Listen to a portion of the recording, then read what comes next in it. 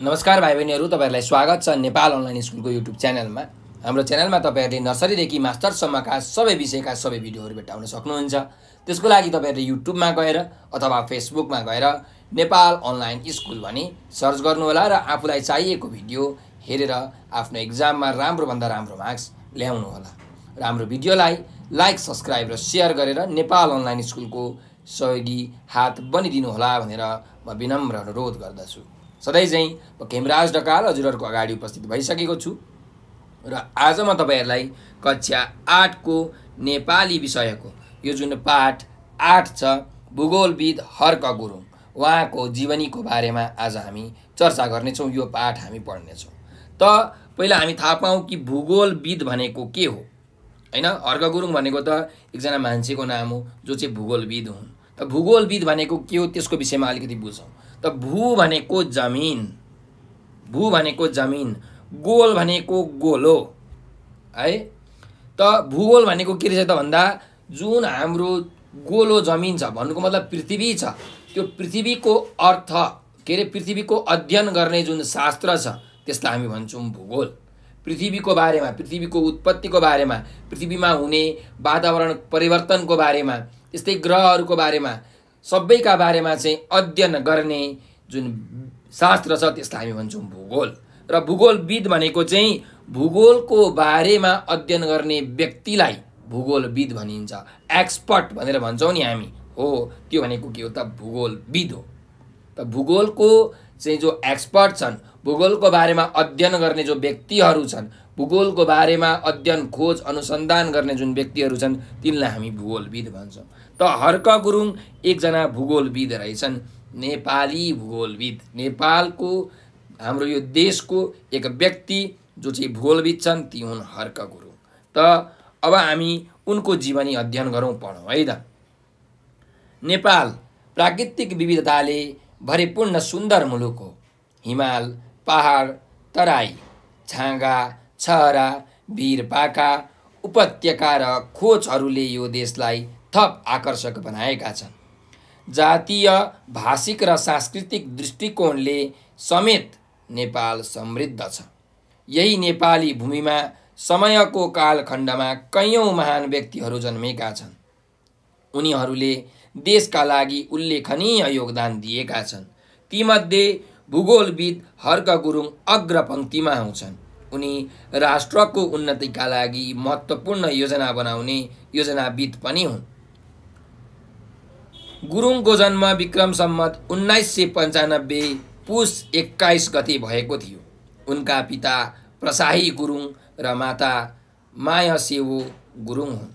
उनी लमजुङ जिल्लाको गादी खोला नजिकै तराचे भन्ने गाउँमा जन्मेका हुन्। उनी सानैदेखि गम्भीर, चिन्तनशील एवं सरल र मिलनसार प्रकृतिका थिए। 9 वर्षको उमेरसम्म उनी आफ्नै गाउँका लेगबेसी, खेतबारी र पाखा पखेरामा रमाए। उनको बाल्यकाल सुखद वातावरणमा बित्यो। 9 वर्षपछि काठमाडौँ छिर्ने मौका पाएका उनले केही समय काठमाडौँको दरबार हाई स्कुलमा पढे। त्यसपछि उनी आफ्ना पिताको साथमा भारतको देहरादून पुगे र गोर्खाली पल्टनको चिल्ड्रेन स्कुलमा भर्ना भए। त्यहीँबाट उनले म्याट्रिक परीक्षा उत्तीर्ण गरे र नेपाल फर्के। नेपाल फर्केपछि त्रिचन्द्र कलेजमा आइएमा भर्ना भए। यसपछि भूगोल विषय लिएर उच्च शिक्षा हासिल गरे। सन् 1965 मा उनले बेलायतको एडेनबरा विश्वविद्यालयबाट पोखरा उपत्यकाको भूगोल विषयमा विद्यावारिधि गरे। भूगोल विषयमा विद्यावारिधि गर्ने उनी नै पहिलो नेपाली भए।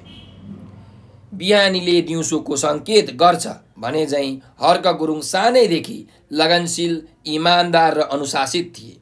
उनी आफ्ना साथीहरू र गुरुहरूका माझ असाध्यै प्रिय थिए। सानैदेखि आफ्नो गाउँघरमा भएका वनपाखा, नागबेली परेका पहाडहरू र त्यहाँ रमाउने चराचुरुङ्गीको आवाजलाई सुनेर लोभिन्थे। बाल्यकालदेखि नै यही प्राकृतिक वातावरणले उनको मनलाई मोहित पारेको थियो। त्यसैले भूगोल विषयको अध्ययन गर्ने र देशको भूगोलको नक्सा कोर्ने अभिलाषा उनको मनमा सजीव भएर आयो। हर्क गुरुङ खेल खेल्ने, चित्र कोर्ने र हिमाल चढ्ने काममा पनि रुचि राख्थे। फुटबल खेल उनलाई असाध्यै मन पर्थ्यो। चित्र कोर्ने कला भने उनले मनाङ्गे लामाबाट सिकेका थिए। उनी असाध्यै सुन्दर चित्रहरू बनाउँथे। विक्रम सम्वत 2013 मा भएको राष्ट्रव्यापी चित्रकला प्रतियोगितामा उनले कोरेको डाँफे र मुनालको चित्र सर्वोत्कृष्ट ठहरियो। यही चित्रपछि गएर हुलाक टिकटका रूपमा प्रकाशन भयो। हर्क गुरुङ नेपाली धरतीमा उदाएका एउटा जाज्वल्यमान तारा हुन्। एउटै व्यक्तिमा धेरै गुण भेटिनुले उनलाई बहुमुखी प्रतिभाका धनी व्यक्ति मानिन्छ। उनले भूगोल, जनसङ्ख्या, पर्यटन, जात जाति, अर्थशास्त्र, पर्वतारोहण र विकास सम्बन्धी विभिन्न पुस्तकहरू लेखेका छन्। उनले लेखेका 18 वटा पुस्तकहरू प्रकाशन भएका छन्। उनी विदेशीसँग ऋण लिएर देशलाई चलाउनुहुन्न भन्थे। आफ्नै देशमा भएका सम्पदाबाट देशलाई चलाउनुपर्छ र आफ्नै खुट्टामा उभिनुपर्छ भन्ने उनको विचार थियो। हर्क गुरुङ यो देशको भूगोलको नक्सा कोर्ने र विकासको योजना बनाउने व्यक्ति हुन्। उनले नेपालको भूगोलका बारेमा गहिरो अध्ययन गरेका थिए। नेपाल भौगोलिक र प्राकृतिक दृष्टिले निकै सम्पन्न छ। यहाँका हिमाल, पहाड र तराईका जङ्गलहरूमा बहुमूल्य जडीबुटीहरू पाइन्छन्। ती जडीबुटीहरूलाई बिक्री गरेर देशको अर्थतन्त्र बलियो बनाउनुपर्छ भन्ने उनको विचार थियो। दुर्गम क्षेत्रको विकास गरेर मात्र सुगम क्षेत्रको विकास सम्भव हुन्छ भन्ने उनको धारणा थियो।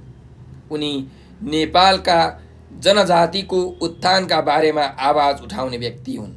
उनले आफू Asia and Pacific development centre मलेसियाको प्रमुख हुँदा फेसेज अफ नेपाल नामक पुस्तक लेखे। यस पुस्तकले नेपालका जनजातिलाई विश्वमा चिनाउने काम गर्यो। हर्क गुरुङ कहिल्यै व्यक्तिगत स्वार्थमा लागेनन्।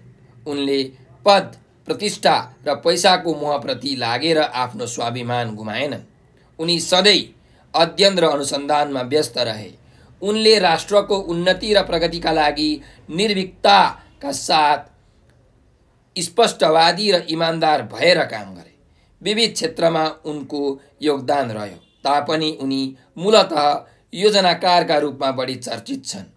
उनले राष्ट्रिय योजना आयोगको उपाध्यक्ष समेत भएर काम गरे। त्यति बेला आफ्नो देशलाई कसरी विकसित बनाउन सकिन्छ भन्ने विषयमा महत्त्वपूर्ण विचारहरू अगाडि सारे।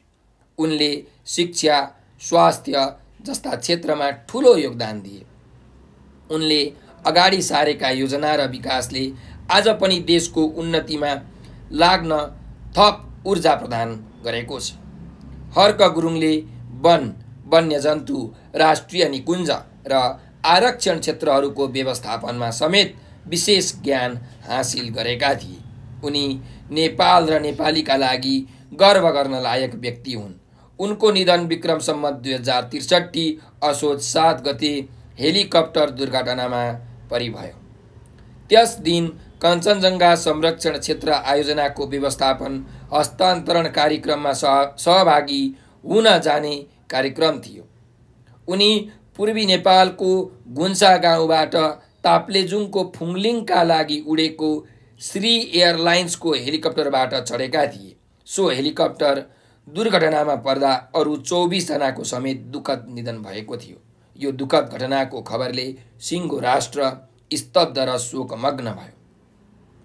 हर्क गुरुङ आज हामी सामु छैनन्, तर नेपाल र नेपालीका लागि दिएको योगदानका कारण उनी सबैको मनमा जीवित छन्। उनको नाममा विश्व वन्यजन्तु कोषले छात्रवृत्ति कोष स्थापना गरेको छ। यस कोषको स्थापनाबाट वन्यजन्तु र वातावरणको संरक्षणमा लागेका व्यक्तिलाई छात्रवृत्ति प्रदान गर्ने गरिएको छ। उनको सम्झनामा नेपाल सरकारले उनकै जन्मस्थानमा शालिग निर्माण गरेर सम्मान प्रकट गरेको छ। उनको अनुकरणीय आदर्श जीवनगाथाबाट सधैँ राष्ट्रको उत्थानमा लाग्नुपर्ने प्रेरणा लिन सकिन्छ भनेर यो पाठ हाम्रो सकिएको छ।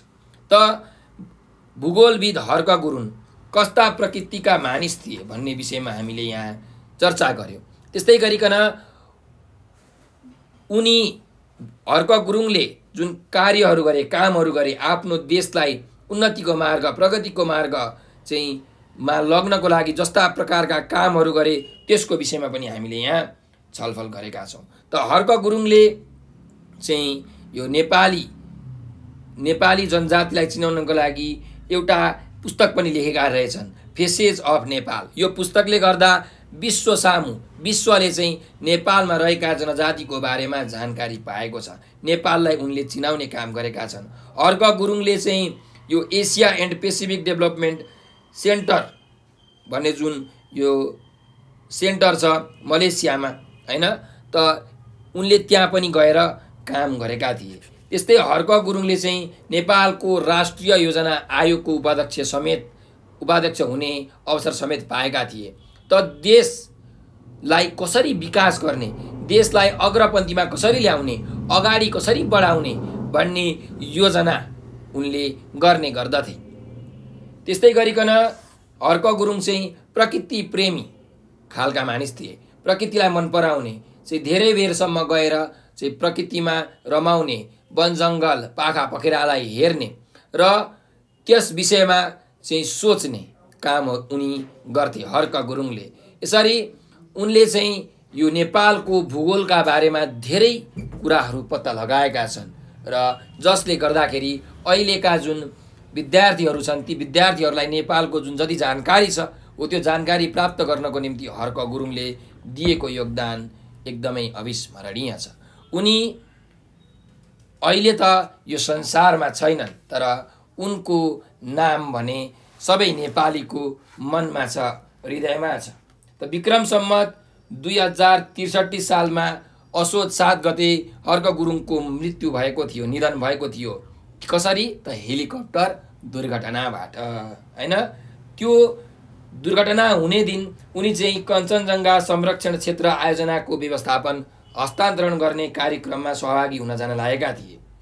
यो ताप्लेजुङको फुङलिङका लागि उडेको श्री एयरलाइन्सको हेलिकप्टरबाट उनी चढेका थिए र पछि यो हेलिकप्टर दुर्घटना हुँदा उनी सहित 24 जनाको एकदमै दुःखद मार्मिक निधन भएको थियो। यो दुःखद घटनाले गर्दाखेरि पुरै हाम्रो राष्ट्र, पुरै देश एकदम स्तब्ध भएको थियो, पीडाले बोल्नै नसक्ने भएको थियो, शोकमा डुबेको थियो।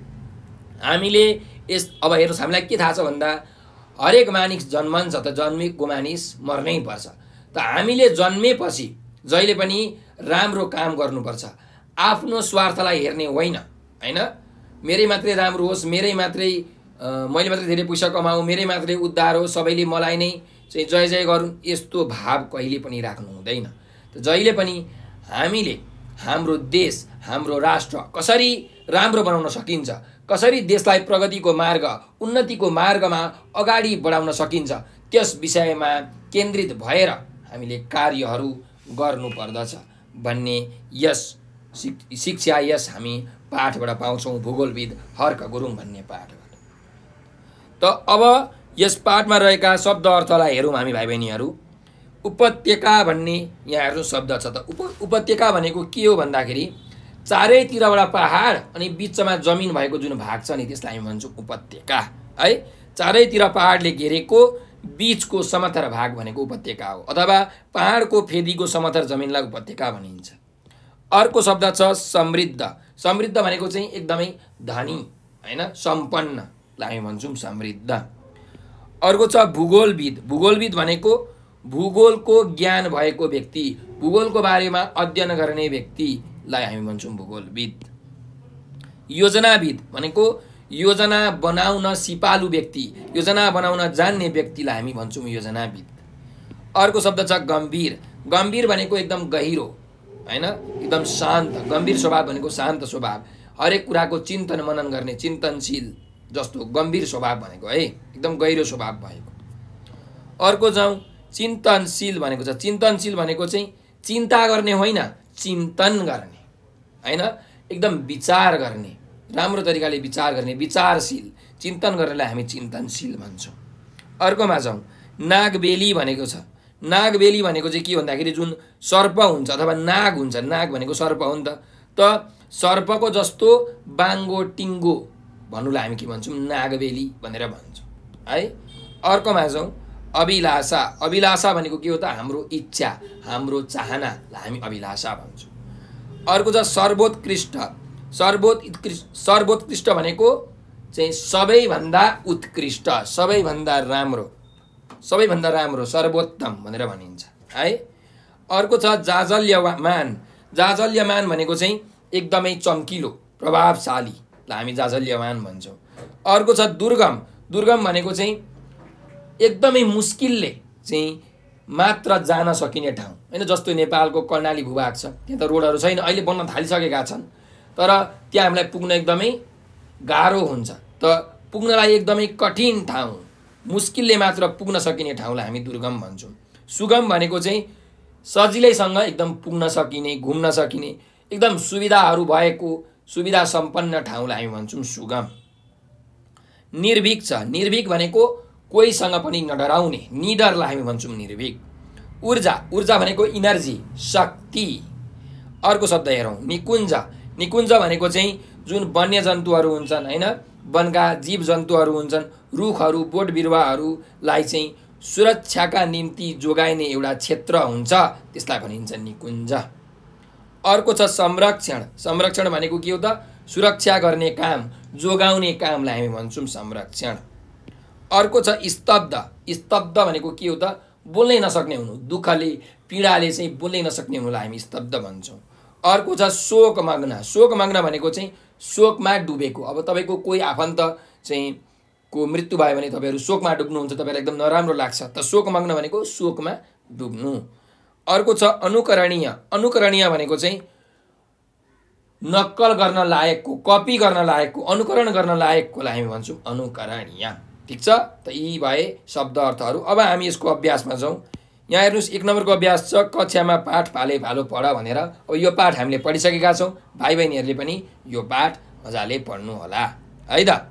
अब अर्को अभ्यास हेर्नुहोस्, 2 नम्बरको अभ्यास उत्तर भन भनेर। अब यहाँ हामीलाई प्रश्नहरू दिएको छ, यी प्रश्नहरूको उत्तर हामीले भन्नुपर्ने छ है। त म प्रश्न अब पढ्न गएँ, हेरौँ त प्रश्नमा जाउँ। पहिलो प्रश्न रहेको छ, नेपाल कुन कुन कुराले समृद्ध छ भनेर हामीलाई प्रश्न सोधिएको छ। त नेपाल कुन कुन कुराले, नेपाल सांस्कृतिक, जातीय र भाषिक दृष्टिले समृद्ध छ भनेर हामीले उत्तर लेख्न सक्छौँ है, छोटो उत्तर।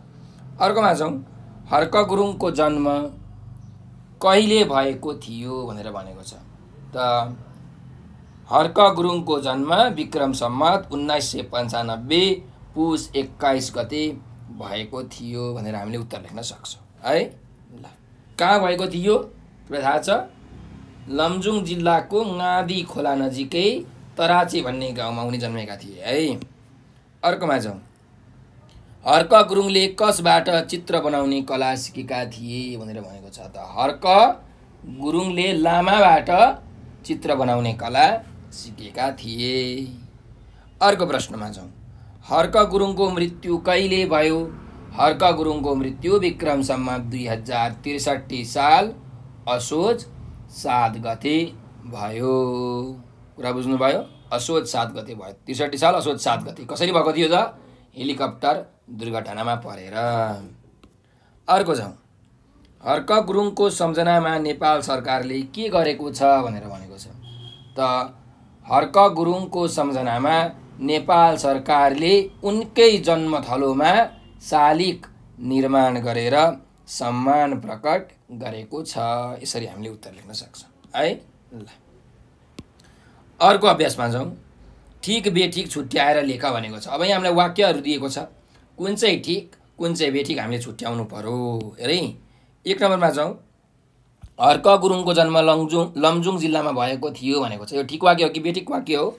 यो एकदम ठिक वाक्य हो, किनकि हर्क गुरुङ लमजुङ जिल्लाको चाहिँ यो एउटा गाउँ छ तराची भन्ने गाउँ, त्यो तराची भन्ने गाउँमा उनी जन्मेका थिए। त्यही भएर यो ठिक वाक्य हो, त्यसैले यहाँ लेख्नुहोस् ठिक। अर्कोमा जाउँ। हर्क गुरुङ विज्ञान विषयमा विद्यावारिधि गर्ने पहिलो नेपाली हुन् भनेर भनेको छ। त हर्क गुरुङ विज्ञान विषयमा विद्यावारिधि गर्ने पहिलो नेपाली हुन् त होइनन्। कुन विषयमा हो? भूगोल विषयमा चाहिँ हो है। विद्यावारिधि भनेको पिएचडी हो है। के हो अरे? पिएचडीलाई हामी विद्यावारिधि भन्छौँ नेपालीमा। त उनी भूगोल विषयमा चाहिँ विद्यावारिधि गर्ने पहिलो नेपाली हुन्, विज्ञान विषयमा होइन। त्यही भएर यो बेठिक वाक्य हो। अर्कोमा जाउँ। हर्क गुरुङ भूगोलविद तथा योजनाकार हुन्। एकदम ठिक वाक्य हो। उनी भूगोलविद पनि हुन् र उनी योजनाकार पनि हुन्। उनी योजना पनि बनाउँछन् है त। अर्कोमा जाउँ। हर्क गुरुङ विदेशी ऋण लिएर भए पनि देशको विकास गर्न सकिन्छ भन्ने विचार राख्थे भनेर भनेको छ। त ठिक वाक्य हो कि बेठिक वाक्य हो? यो एकदमै बेठिक वाक्य हो। हर्क गुरुङले के भन्थे भने आफ्नो देशलाई समृद्ध बनाउनुपर्छ, आत्मनिर्भर बनाउनुपर्छ, अरू देशहरूबाट ऋण लिनु हुँदैन भनेर यस्तो विचार राख्थे। त्यही भएर यो बेठिक वाक्य हो। अर्कोमा जाउँ। हर्क गुरुङले धेरै किताबहरू लेखेका छन् भनेर भनेको छ। त हर्क गुरुङले एकदमै धेरै किताबहरू लेखेका छन्। उनले चाहिँ यो फेसेस अफ नेपाल नामको पुस्तक लेखेका छन्, जसमा चाहिँ नेपालको जनजातिका बारेमा चर्चा गरिएको छ है। यस्तै भूगोलमा उनले अनेक किताबहरू लेखेका छन्। अर्को अभ्यासमा जाउँ। यो त्यही भएर ठिक वाक्य हो है। यहाँ ठिक लेख्न बिर्सेछ, यो ठिक वाक्य हो। अर्को अभ्यास छ, हेर्नुहोस्। पाठको चौथो अनुच्छेद शिक्षकबाट सुन र तलका प्रश्नको उत्तर भन भनेको छ। अब यहाँ हामीलाई पाठको चौथो अनुच्छेद पढ्नुपर्ने छ र त्यसको प्रश्नको उत्तरहरू चाहिँ हामीले यहाँ लेख्नुपर्ने छ। अब हामीले सबै अनुच्छेद त पढिसक्यौँ पाठको। हेरौँ प्रश्नहरू के कस्ता छन्। हर्क गुरुङ कुन कुन काममा रुचि राख्थे भनेर भनेको छ। त हर्क गुरुङ खेल खेल्न, चित्र कोर्न र पर्वतारोहण गर्ने काममा रुचि राख्थे। यसरी। अर्कोमा जाउँ। हर्क गुरुङलाई कुन खेल असाध्यै मन पर्थ्यो? हर्क गुरुङलाई फुटबल खेल असाध्यै मन पर्थ्यो है। अर्कोमा जाउँ। राष्ट्रव्यापी चित्रकला प्रतियोगिता कहिले भएको थियो? राष्ट्रव्यापी चित्रकला प्रतियोगिता विक्रम सम्वत 2013 सालमा भएको थियो। यसरी वाक्य बनाउन सकिन्छ। जसमा हर्क गुरुङले के बनाएका थिए? डाँफे र मुनालको चित्र बनाएका थिए है। र त्यो चित्र चाहिँ हुलाक टिकटको रूपमा प्रकाशन भएको थियो। अर्कोमा जाउँ। हर्क गुरुङले कोरेको कुन चित्र सर्वोत्कृष्ट ठहरियो भनेको छ। त कुन चित्र भन्दा हर्क गुरुङले कोरेको डाँफे र मुनालको चित्र सर्वोत्कृष्ट ठहरियो। ठिक छ। ल अर्को प्रश्नमा जाउँ। हर्क गुरुङ कस्ता चित्रहरू बनाउँथे भनेको छ। त हर्क गुरुङ कस्ता चित्रहरू बनाउँथे? हर्क गुरुङ मनलाई छुने असाध्यै सुन्दर चित्रहरू बनाउँथे। यसरी हामीले उत्तर लेख्न सक्छौँ। अर्को जाउँ। सर्वोत्कृष्ट शब्दको अर्थ के हो भनेको छ। त सर्वोत्कृष्ट शब्दको अर्थ सबैभन्दा उत्कृष्ट, सबैभन्दा राम्रो, सबैभन्दा उत्तम हो भनेर यसरी तपाईँले लेख्न सक्नुहुन्छ है। ल अब अर्को अभ्यासमा जाउँ। पाठको दोस्रो अनुच्छेद राम्ररी पढेर 4वटा मुख्य बुँदा टिप र 1/3 सारांश लेख भनेको छ। जुन पाठको दोस्रो अनुच्छेद छ त्यो दोस्रो अनुच्छेद चाहिँ हामीले पढ्नु पर्यो र त्यहाँबाट बुँदाहरू टिपेर चाहिँ सारांश लेख्नु पर्यो। सारांश भनेको चाहिँ सार अंश, सार भनेको मुख्य, अंश भनेको भाग। त जुन अनुच्छेदको विषयमा हामीले चाहिँ एकदम त्यो अनुच्छेदले भनेको मुख्य कुराहरूलाई लेख्छौँ त्यसलाई हामी भन्छौँ सारांश। र 1/3 लेख्नुपर्ने छ। 1/3 भनेको चाहिँ 3 भागको 1 भाग। जस्तो कि अनुच्छेदमा 90वटा शब्द छ, 90वटा शब्द छ अनुच्छेदमा भने हामीले सारांशमा जम्मा 90/3 भनेको कतिवटा शब्द हुनु पर्यो? 30वटा शब्द हुनु पर्यो। यसरी है। त 1/3 सारांश लेख्नुपर्ने छ। अनि बुँदाहरू पनि टिप्नुपर्ने छ। त बुँदाहरू टिपौँ है त। अब हामीले सबै अनुच्छेद त पढिसकेका छौँ, दोस्रो अनुच्छेद पनि पढ्यौँ।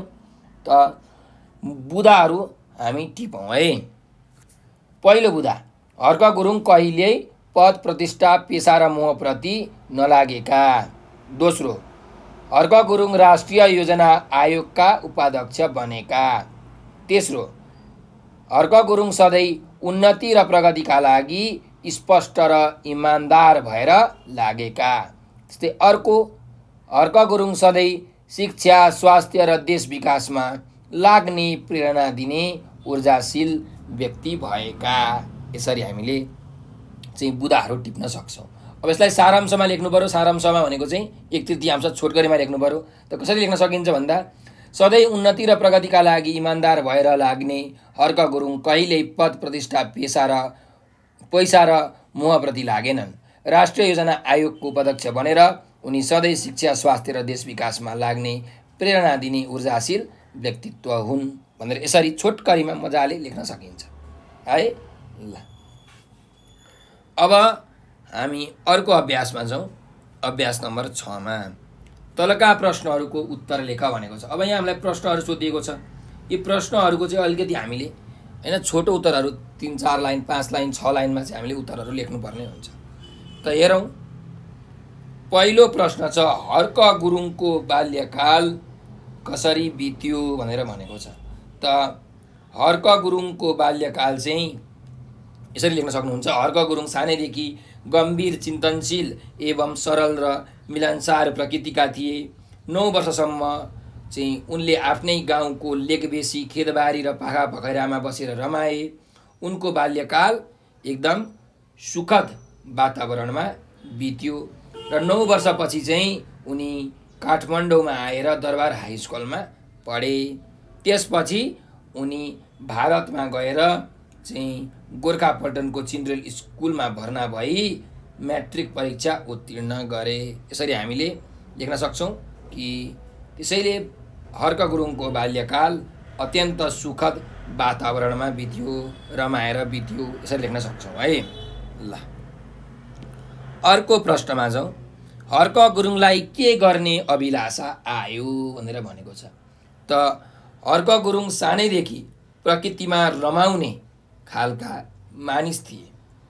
उनी गम्भीर र चिन्तनशील स्वभावका थिए। त्यसै गरिकन हर्क गुरुङलाई प्रकृतिमा रहेका हिमाल, पहाडहरू, फाँटहरू अत्यन्त मन पर्थ्यो।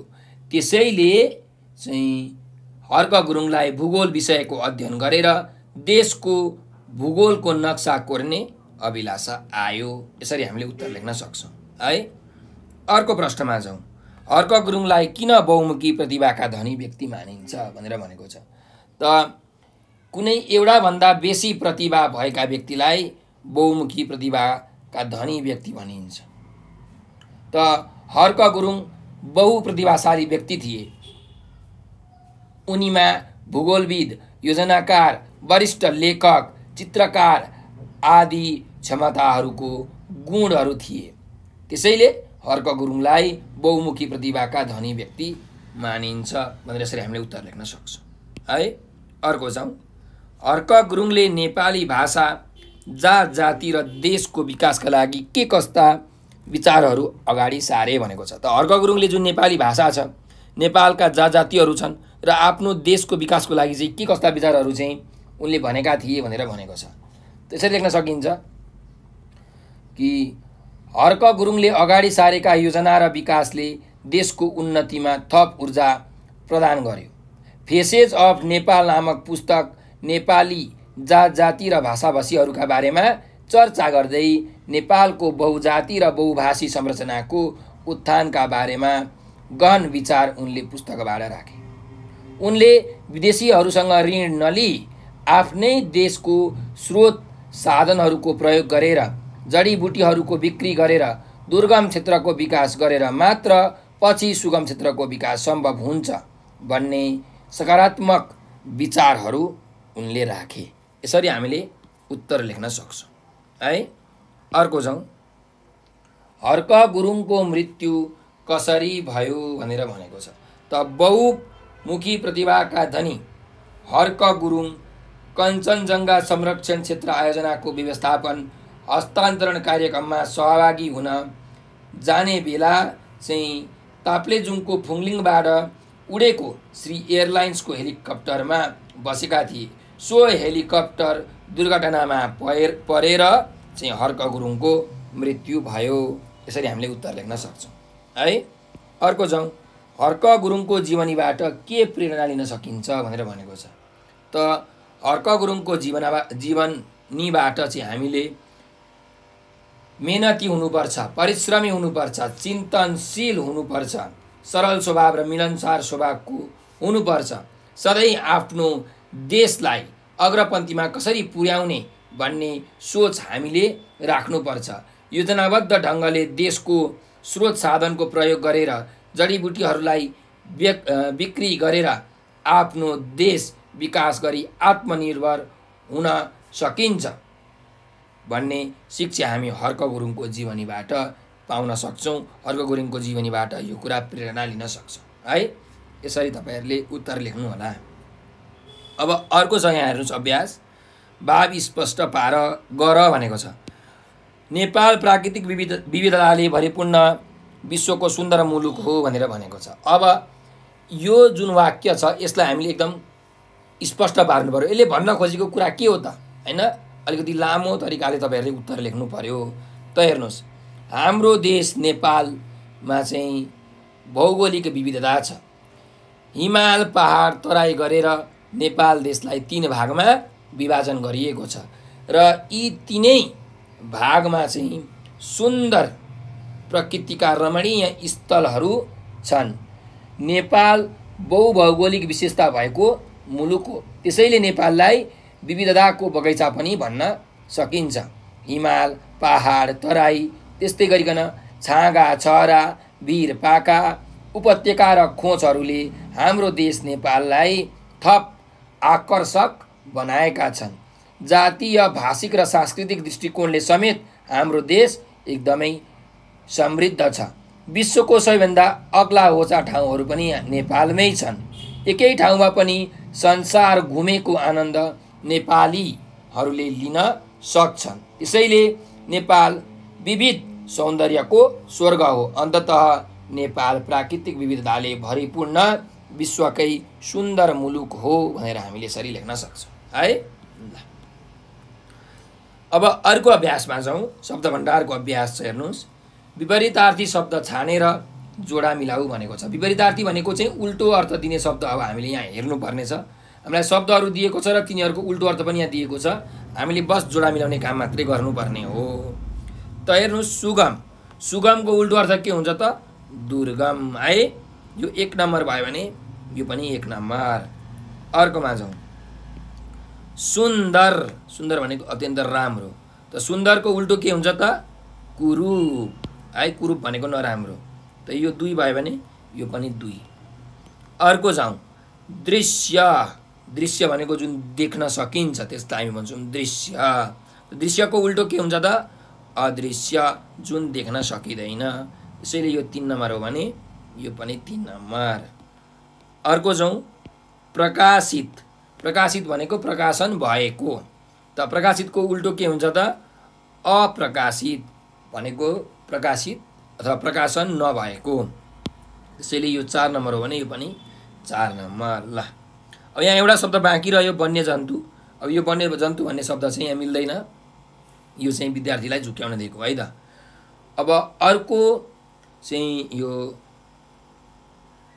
अभ्यासमा जाउँ। 9 नम्बरको अभ्यास छ। हेर्नुहोस्, तलको शब्दको अर्थ लेख भनेर भनेको छ। अब हामीलाई हेर्नुहोस् यहाँ शब्दहरू दिएको छन्। त पहिलो शब्द हेरौँ के छ? निकुञ्ज। निकुञ्ज भनेको के हो? वन्यजन्तु र वनस्पति संरक्षण गरिने क्षेत्र हो। के अरे? वन्यजन्तु र वनस्पति संरक्षण गरिने क्षेत्रलाई हामी भन्छौँ निकुञ्ज। ठिक छ। अर्को जाउँ। अनुकरणीय भनेको छ। भनेको अनुकरण गर्न लायकको, नक्कल गर्न लायकको। त्यही भएर लेख्नुहोस्, नक्कल गर्न सुहाउँदो अथवा लायकको। ल, अथवा अनुकरण गर्न लायक। यसरी। अर्को जाउँ।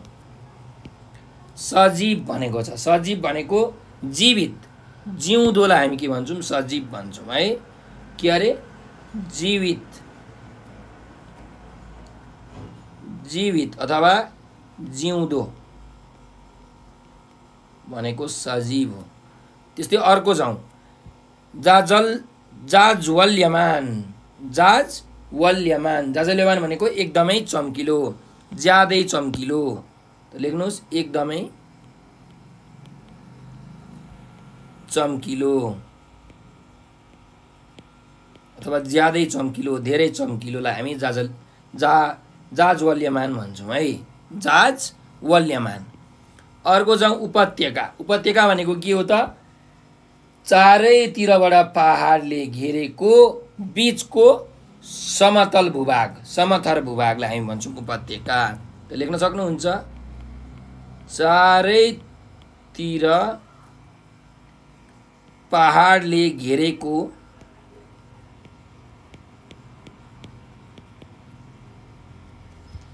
बीचको समथर भूभाग, समथर भूभागलाई हामी भन्छौँ उपत्यका। ठिक छ ल। अब अर्को शब्दमा जाउँ, अर्को अभ्यासमा। अर्को अभ्यास हेर्नुहोस्, अर्थ स्पष्ट हुने गरी वाक्यमा प्रयोग गर भनेको छ। अब अर्थ स्पष्ट हुने गरी हामीले वाक्यमा प्रयोग गर्नु पर्यो। त हेरौँ, पहिलो शब्द छ पर्यटन। पर्यटनलाई हामीले कसरी वाक्यमा प्रयोग गर्न सक्छौँ भन्दाखेरि, नेपालको पर्यटन विकासका निम्ति हामीले विभिन्न प्रकारका योजनाहरू बनाउनु पर्छ। यसरी हामीले वाक्य बनाउन सक्छौँ। अर्को जाउँ, लगनशील भनेर भनेको छ। त लगनशील भनेको के भन्दाखेरि कुनै कुरामा एकदम दिल लगाएर, मन लगाएर लाग्नेलाई हामी लगनशील भन्छौँ। त्यसैले हामीले के यसको वाक्य बनाउन सक्छौँ भन्दा, हामीले कुनै पनि काम गर्दा लगनशील भएर काम गर्नुपर्छ है। यसरी हस्तान्तरण भनेको छ। हस्तान्तरण भनेको अरूलाई दिनु हो। त्यही भएर हामीले लेख्न सक्छौँ, हामीले देश विकास गर्नुपर्छ भन्ने शिक्षा चाहिँ भावी पुस्तालाई हस्तान्तरण गर्नुपर्छ। यसरी हामीले वाक्य बनाउन सक्छौँ। अर्को छ छात्रवृत्ति हैन, स्कलरसिप। त यसको के वाक्य बनाउन सकिन्छ भन्दा, मैले अथवा म 10 कक्षाको चाहिँ परीक्षामा प्रथम भएर मैले छात्रवृत्ति पाएँ हैन। 10 कक्षाको परीक्षामा प्रथम भएर मैले छात्रवृत्ति पाएँ। यसरी वाक्य बनाउन सकिन्छ है ल। अब अर्को अभ्यासमा जाउँ। अर्को अभ्यास हेर्नुहोस्, यहाँ राष्ट्र प्लस व्यापी राष्ट्रव्यापी भए जस्तै तलका शब्दमा व्यापी जोडेर नयाँ शब्द बनाऊ भनेको छ। अब यहाँ के भनेको भन्दाखेरि, यो राष्ट्र भन्ने जुन शब्द छ यसमा व्यापी भन्ने अर्को शब्द जोडिएको छ र यो जोडेर राष्ट्रव्यापी भन्ने शब्द यहाँ नयाँ बनाइएको छ। त्यस्तै गरिकन अब यहाँ हेर्नुहोस्, जिल्ला भन्ने शब्द छ। त कसरी बनाउने? जिल्ला प्लस व्यापी, जिल्ला व्यापी, जिल्ला व्यापी। अर्को छ प्रदेश, प्रदेश प्लस व्यापी, प्रदेश व्यापी। देश, देश प्लस व्यापी, देशव्यापी। सजिलो छ है। त्यस्तै अर्को हेर्नुहोस्, उपत्यका प्लस व्यापी, उपत्यका व्यापी। सप्ताह प्लस व्यापी, सप्ताह व्यापी। यसरी तपाईँहरूले नयाँ शब्दहरू बनाउन सक्नुहुन्छ है। अब उच्चारण र हिज्जेको अभ्यासमा जाउँ। यहाँ हामीलाई उच्चारण र हिज्जेको अभ्यास दिएको छ। हेरौँ त 12 नम्बरको अभ्यास के छ भने, तलका शब्दहरू शुद्धसँग उच्चारण गर र कापीमा सार भनेको छ। अब यहाँ तल दिएका शब्दहरू चाहिँ हामीले एकदम प्रष्टसँग शुद्धसँग उच्चारण गर्नु पर्यो र आफ्नो कापीमा सार्नु पर्यो। त हेर्नुहोस्, पहिलो शब्द छ समृद्ध, भन्नुहोस् त समृद्ध। अर्को सांस्कृतिक, सांस्कृतिक। अर्को शब्द भन्नुहोस् उत्तीर्ण, उत्तीर्ण। उत्तीर्ण भनेको पास हुनु भनेको है। अर्को शब्द अभिलाषा, अभिलाषा। अभिलाषा भनेको इच्छा, चाहना हैन, हाम्रो आकांक्षा। अर्को जाज्वल्यमान, के अरे जाज्वल्यमान, जाज्वल्यमान। ल जाज्वल्यमान भनेको चाहिँ एकदमै चम्किलो। अर्को जाउँ अर्थशास्त्र।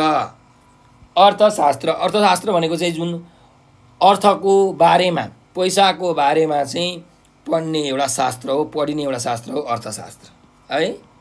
ल अर्को छ स्पष्टवादी। स्पष्टवादी भनेको चाहिँ एकदम खुलेर छर्लङ्ग कुरा गर्ने, स्पष्ट कुरा गर्ने, घुमाउरो कुरा नगर्ने हैन, त्यस्ता हामी भन्छौँ स्पष्टवादी। अर्को जाउँ व्यवस्था। के अरे व्यवस्था होइन है, व्यवस्था। के अरे व्यवस्था भनेको चाहिँ कुनै कुरो मिलाउने छाँटकाटलाई हामी भन्छौँ व्यवस्था है। ल अर्को अभ्यासमा जाउँ बोलाइ र लेखाइको फरक बुझ भनेको छ। अब बोलाइ र लेखाइको हामी फरक बुझौँ। यहाँ हेर्नुहोस्, बोल्दाखेरि स्कुल भन्छौँ तर लेख्दाखेरि आदि स अनि कुल लेख्छौँ है। बोल्दाखेरि स्कुल, लेख्दाखेरि स्कुल, यसरी आदि स लेख्छौँ। त्यस्तै बोल्दाखेरि दृष्टि भन्छौँ, लेख्ने बेलामा यसरी लेख्छौँ है दृष्टि। हेर्नुहोस् कसरी लेखिराखेको छ। बोल्दाखेरि चाहिँ दृष्टि भन्छौँ, लेख्ने बेलामा चाहिँ यसरी लेख्छौँ। अर्को बोल्दाखेरि काठमाडौँ भन्छौँ। के भन्छौँ अरे काठमाडौँ, तर लेख्दाखेरि यसरी लेख्छौँ है काठमा अनि डौँ लेख्छौँ, तर भन्ने बेलामा कसरी भन्छौँ काठमाडौँ भनेर भन्छौँ। अर्को जाउँ भन्ने बेलामा प्राकृतिक भन्छौँ, प्राकृतिक, तर लेख्ने बेलामा यसरी लेख्छौँ प्राकृतिक है। ल त्यस्तै भन्ने बेलामा हेर्नुहोस् हामी जीवन भन्छौँ, तर लेख्ने बेलामा जीवन लेख्छौँ है। भन्ने बेलामा चाहिँ जीवन, लेख्ने बेलामा चाहिँ जीवन, यसरी। त यहाँ यी शब्दहरू हामीले हेऱ्यौँ, लेख्दाखेरि चाहिँ अर्कै र बोल्दाखेरि चाहिँ अर्कै रहेछ है। हो यिनीहरूको फरक चाहिँ हामीले बुझ्नुपर्ने हुन्छ है त। ल अब अर्को अभ्यासमा जाउँ। अर्को अभ्यासमा यहाँ के छ भने पाठमा ऋण, उत्तीर्ण, नेपाल, निर्भीकता जस्ता अण र न वर्णको प्रयोग भएका धेरै शब्दहरू छन्। ण र न प्रयोग भएका 10 वटा शब्दहरू पाठबाट खोजेर लेख भनेर भनेको छ। त जुन 3 धर्के अण छ, 3 धर्के अण र अर्को निगरमुन्टी न हो, यी दुईटा शब्दहरू प्रयोग, यी दुईटा वर्णहरू प्रयोग भएका शब्दहरू चाहिँ हामीले पाठबाट खोजेर लेख्नुपर्ने हुन्छ है। न र अण। त हेरौँ पाठमा। ल हेर्नुहोस् पहिलो न प्रयोग भएको नेपाल हो, न प्रयोग भएको, अण प्रयोग भएको भरिपूर्ण हो नि। त्यस्तै गरिकन अरू हेरौँ न प्रयोग भएको अथवा अण प्रयोग भएको के छ त। न प्रयोग भएको छन्, यहाँ हेर्नुहोस् यी छन् भन्ने शब्द छ हो। सुन्दर भन्ने शब्दमा पनि न को प्रयोग भएको छ। अण प्रयोग भएको शब्द के छ त दृष्टिकोण है। कालखण्ड, यी कालखण्डमा पनि अण प्रयोग भएको छ। जन्मेका भन्ने शब्दमा न प्रयोग भएको छ। उल्लेखनीयमा पनि न को प्रयोग भएको छ। योगदानमा पनि न को प्रयोग भएको छ। त्यस्तै गरिकन अण प्रयोग भएको के छ हेर्नुहोस् यहाँ महत्त्वपूर्ण भन्ने शब्द छ, यसमा अण प्रयोग भएको छ। अरू हेरौँ न प्रयोग भएको जन्मेका, यी जन्मेका भन्ने शब्दमा न प्रयोग भएको छ। सानैदेखि, चिन्तनशील सबैमा के छ त न प्रयोग भएको छ। मिलनसार भन्ने शब्दमा पनि न को प्रयोग भएको छ। उनी, आफ्नै यस्ता शब्दमा पनि न को प्रयोग भएको छ। त न प्रयोग भएको शब्दहरू धेरै छन्, अण प्रयोग भएको शब्द चाहिँ एकदमै कम छन्, जस्तो कि वातावरण हो। त्यस्तै गरिकन अर्को शब्द छ यहाँ अण प्रयोग भएको उत्तीर्ण है। यसरी अण प्रयोग भएको शब्दहरू हामीले यहाँबाट हेर्न सक्छौँ है त। तपाईँहरूले अब यसरी नै यो पाठ पढ्नु होला र न र अण भएको शब्दहरू चाहिँ खोजेर आफ्नो कापीमा लेख्नु होला है त। ल